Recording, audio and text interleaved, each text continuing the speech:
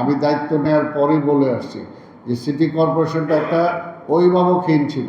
এটা যতই আমরা জবাবদিহিতার মধ্যে নিয়ে আসবো ততই এই কাজগুলো বেশি হবে। ড্রেনেজ ব্যবস্থাটা নাই, আমাদের রাস্তার ব্যবস্থাগুলো নাই, লাইটের ব্যবস্থাটা, এটা বাস্তব অবস্থা যে 18টা ওয়ার্ড নতুন সংযুক্ত করা হয়েছে। এটার জন্য সরকারের কাছে আমরা লিখেছি বিশেষ বরাদ্দের জন্য, হইলে তাহলে এই ব্যবস্থাগুলো, এই সিস্টেমগুলো আমরা সেখানে অ্যাডপ্ট করার চেষ্টা করব এবং সেখানে পরিচ্ছন্নতা করবে। এটাও ঠিক যে সংখ্যায় কম, সেগুলো আমরা বাড়ানোর জন্য চেষ্টা করব। ওইখানে বেশিরভাগই দেখা যায় যে তারা ময়লা আবর্জনা আয় না, ওই ড্রেনের মধ্যে ফেলে দেয় বা রাস্তার একটা পাশে ফেলে দেয় বা ওইখানে খাল আছে খালের মধ্যে ফেলে দেয়।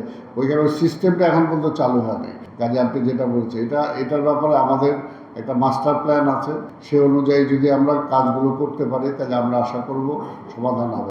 আমি দায়িত্ব নেওয়ার পরেই বলে আসছি যে সিটি কর্পোরেশনটা একটা অভিভাবকহীন ছিল। একটা স্বাভাবিক, আজকে প্রধানমন্ত্রী, নির্বাচিত প্রধানমন্ত্রী, উনি আসার পরে অভিভাবক একটা পাওয়ার পরে একটা ধাক্কা আসছে টোটাল প্রশাসনে। ঠিক তেমনি উনি প্রধানমন্ত্রী, উনি যখন আমাকে পাশে নিয়ে নামলেন সিটিতে, স্বাভাবিক এটা তো একটা প্রেশার তো আছেই, তাই না? এটা স্বাভাবিক, এটা তো প্রেশার আছে, এই প্রেশারের চোটে বেশি কাজ হয়েছে।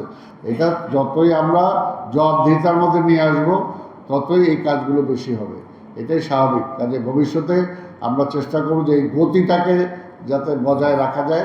এই গতিটা বজায় রাখার জন্য আপনাদের পজিটিভ সমালোচনাও আমরা সবসময় আশা করি।